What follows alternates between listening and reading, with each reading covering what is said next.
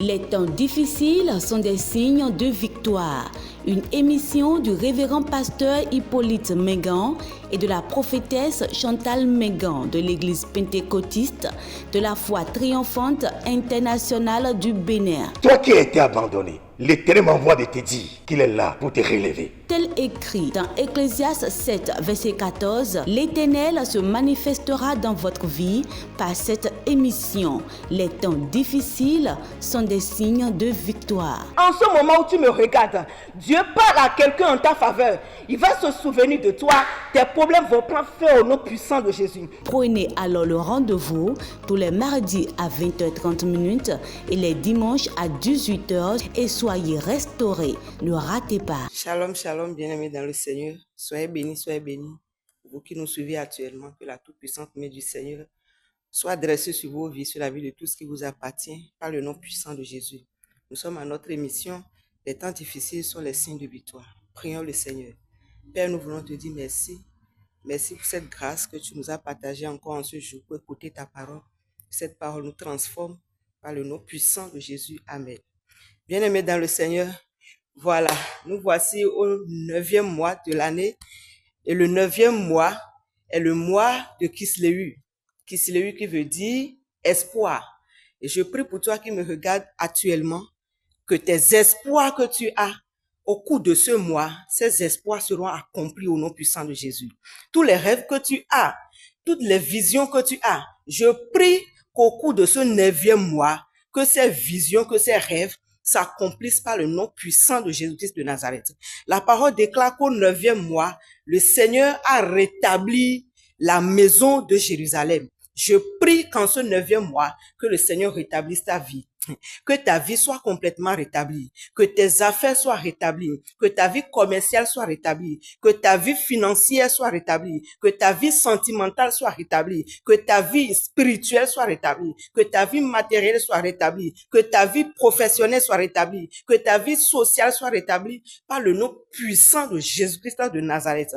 De la même manière qu'une femme enceinte au 9e mois accouche, l'enfant qu'elle porte dans le ventre, cet enfant est l'espoir pour cette femme. Et au 9e mois, cet enfant sort. Je prie que tout ce que tu portes en toi, les potentiels que tu portes en toi, les dons que tu portes en toi, ces dons, tu vas les accoucher et les gens vont les voir pour la gloire du Seigneur au nom puissant de Jésus-Christ de Nazareth. Bien-aimés dans le Seigneur, nous allons évoluer dans notre message que nous parlons depuis et sur le mariage. Le message sur le mariage, et nous étions en train de toucher le point, l'orgueil dans le mariage. Et nous allons évoluer dans ce message. Sans plus tarder, nous allons regarder la portion des Écritures dans le livre d'Esther.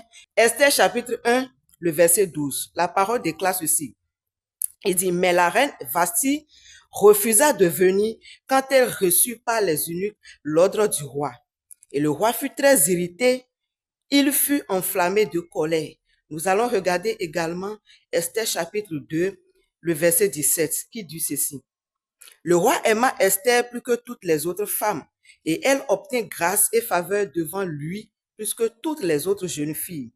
Il lui mit la couronne royale sur sa tête et la fit reine à la place de Vasti. Bien-aimés dans le Seigneur, que le Seigneur bénisse sur sa parole.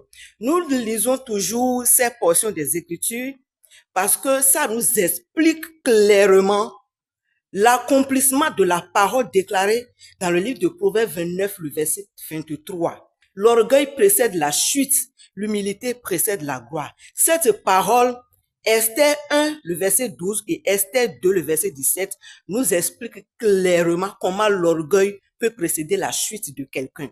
La parole nous parle de la reine Vasti que nous connaissons déjà. Sa réaction ici l'a enlevé la couronne royale sur sa tête et a posé cela sur la tête d'une autre personne.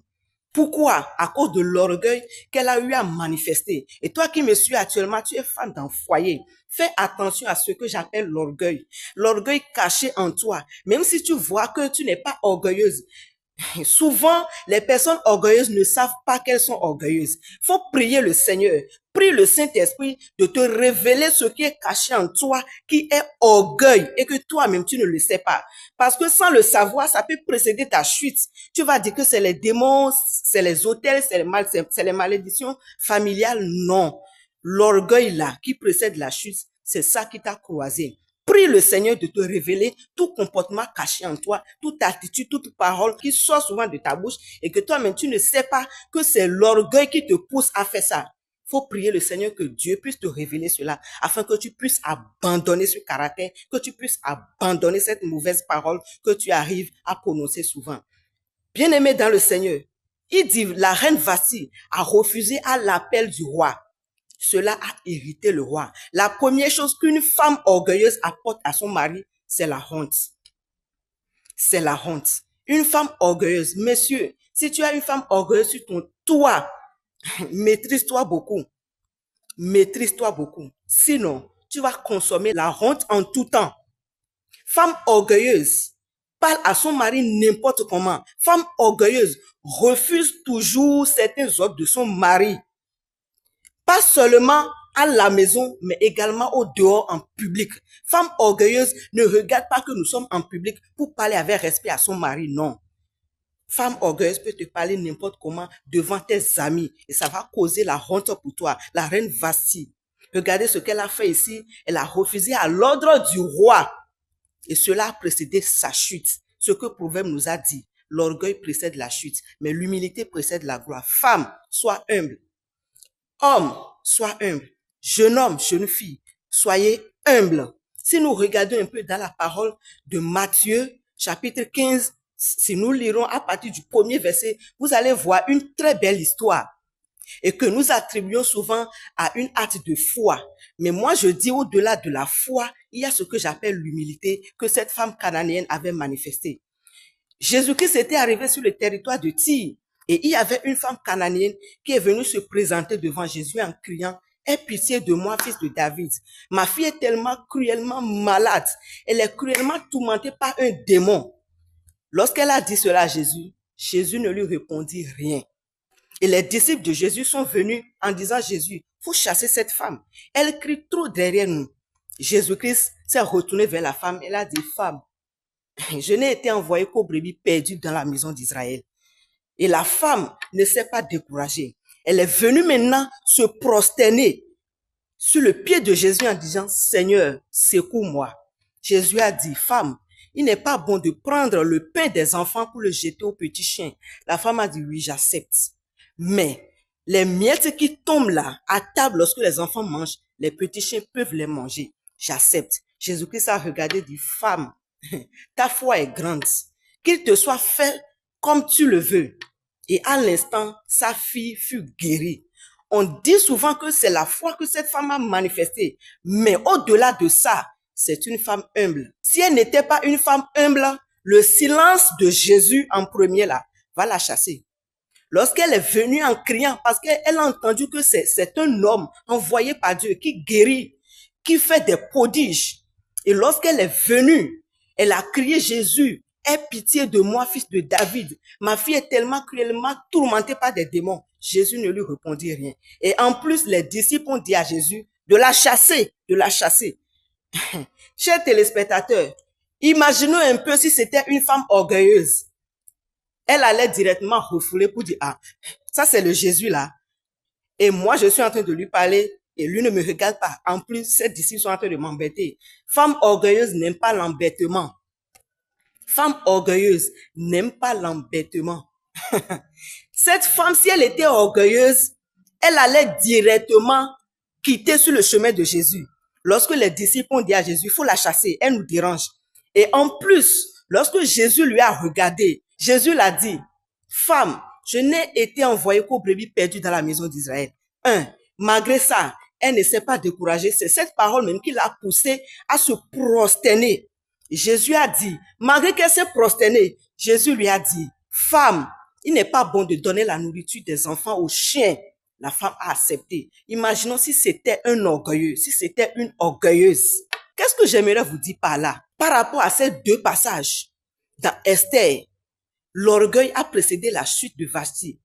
Mais ici, l'humilité a précédé la gloire de cette femme parce qu'elle était humble. Laisse-moi te dire quelque chose, toi qui me suis actuellement. Lorsque tu possèdes quelque chose, par orgueil, tu peux la perdre. Lorsque tu possèdes quelque chose, par l'humilité, tu peux garder la chose. Ce que tu ne possèdes pas encore, par l'humilité, tu peux l'avoir, mais par orgueil, tu ne peux jamais l'avoir. Vous qui me regardez actuellement, maman au foyer, papa au foyer, soyez humbles pour pouvoir bénéficier de la gloire du Seigneur qui se trouve dans l'humilité par le nom puissant de Jésus. Que tout ce qui s'appelle graine d'orgueil dans la vie de toi femme, dans la vie de toi homme, je prie que la graine soit complètement dissoudre par le nom puissant de Jésus-Christ de Nazareth. Nous allons revenir sur ça. Gardez ce que vous avez reçu, que le Seigneur vous bénisse. À la prochaine. Shalom, shalom, you guys are welcome again to our broadcast that says because time is the science of victory. We have been talking about a topic here concerning marriage and couples. I'm just here to give you a brief remembrance that he's talking about two women here in the Bible, that one was honored and one was dishonored because of the way they actually brought the issue before them. So I'm here to talk to you, you that you know that you have issue of dishonor. This is time for you to get on your knees and to get back what you have lost through honor, by humility. There's a human here that she was actually replaced because of her dishonor. And there's a woman that was actually put in position because of honor. You that know yourself, you that know your category, this is time for you to learn more about yourself and to get on your feet and to honor and keep dishonor out and pride away. May this word keep on richly bless you. Shalom. FIFA ene no viso no vinyo no wa mi ton we no vetlan de club beti ton sin we no mi de mi ni ko de to mi ro pe do no akro no ma o pe do to ko to de no dio me o ko to de no se bo eno mo ko do safin ro pe mi ton me eno mo dio ro pe mi ton me wo ni o papa ni so alo pele do Jesus Christ Nazareth ton sin kom ene no viso no vinyo mi na don kon yido ma o ko mi ton e kun pla point do pa we e kun pla su pa se po pa we bo do hodo e ko en ko yiji tam bo mi na pio mi do mi na ha ndo ekoni Esther sinta no konton mi mame wewe ko polo Esther sinta we ko mi mame afoton kun we ko lo towe mata kon kun enego aton kun enego mi mame panu kun atongo bo mi na wa Esther sinta no konton mi mame wewe ko mi na le ko wa kweneji we do mi edo akhosi fashi akhosu o yue bo edo ni do ni wa bo egbe wa akhosu o sikomi no fi sunu no fi nyon ko yiyo ntewe kanyi ko yitam ko yi yin dakpe ya ko yi no son bueno chaido nu keke me ko yi no son bueno kwakwa nu keke ton mi pon akosi fashi eni aso akoso we yue bo edo ni wa nu na khle de dekpe yin ton de kon e ka se ko yi esi ko yi wutu bo e chite kon bodo nu akoso de mi kun chawe akoso wa si ko meta bon mo lo ele wa tien duo fi defole bo abi ele wa ze enya akosi defo do te ton me be wa yi che pa kun ton bon lo to we ma do karu don mi wedo eni beto sin ko yiyo enu kun da come bo me kanu se de se we do ki go do pi go me enu mo ki go yi bon biyo nwe do Jesus Christ na set sin come do when se we de we do pi go me se we de we do pi go me buna su to mo ki go yi do Jesus Christ na sarati to sin come mi ni pon nu kana ne yen we to do go me de se we to me e mo façon regbo vito mo aso regbo biyo do we pi we no me de se we ni mi matwe do Jesus Christ na sarati to sin come ina chenu ntiva fa ibo shalom shalom no vien Kristo to mi gbele legbe ama gbenyo koro mi adogbe ara Yesu mi dua penu wo ko to de jomo no mi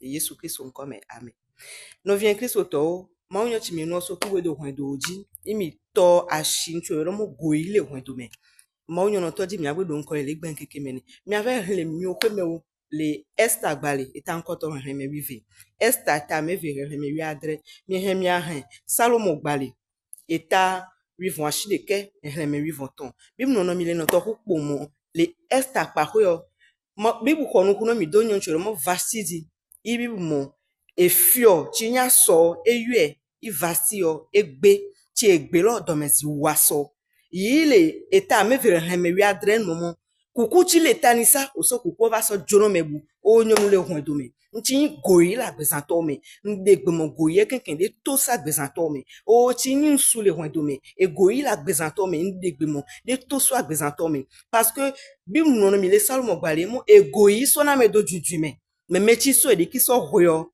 e pono ma unchi fafa ndegbe le ga ho keto me mno na nyonu le hon do me ti so e de ki so hoino ina nyin su le hon do me ti so e de ki so hoino no nchi fafa ma uto ade nga no agbezami uto me ade nga no mi ohun do gbezami ti gbele nyonu kanani no to eso e de ki so hwe ta do yi ma uni et doyoyo et vitoto mi kono no ko inomo me khoseye do men le khose godo e so le kiso hwe gbon le dule mi ogbezan oji le Yesu Kristo Nazareth ton comme mi agbe vanyoroji Yesu le ira mi amen. Les temps difficiles sont des signes de victoire.